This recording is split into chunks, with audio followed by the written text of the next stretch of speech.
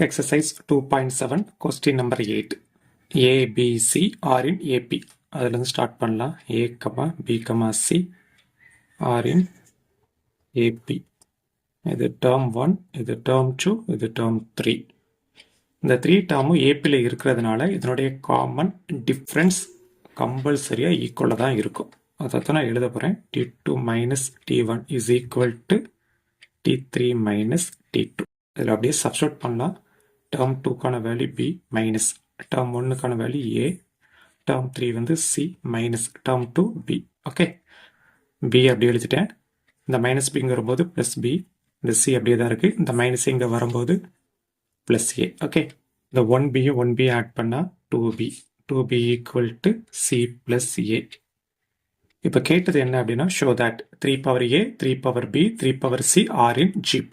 இந்த 3 டேர்ம்ஸ்லையும் base value 3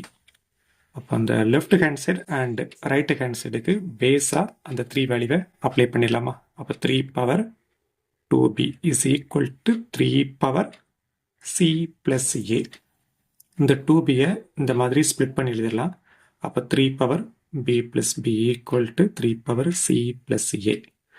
again இதை ஸ்ப்ளிட் பண்ணுறேன் A பவர் M ப்ளஸ் என்ன A power M inch A power N அப்படின்னு எழுதலாம் அப்போ 3 power B inch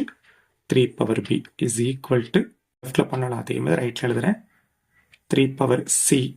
inch 3 power A இந்த 3 பவர் Bயை அப்படியே நான் லெஃப்டில் எழுதிடுறேன் இந்த ரைட்டில் இருக்கிற 3 பவர் A மல்டிப்ளிகேஷன் இருக்குது இங்கே வரும்போது என்ன ஆகும் டிவைடில் வந்துடும் ஓகே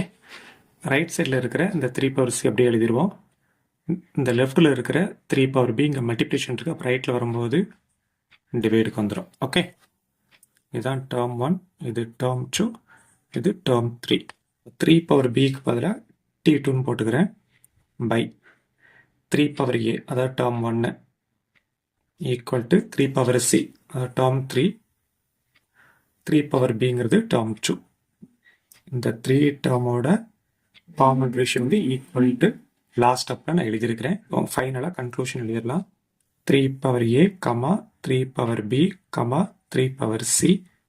ஆர் இன் GP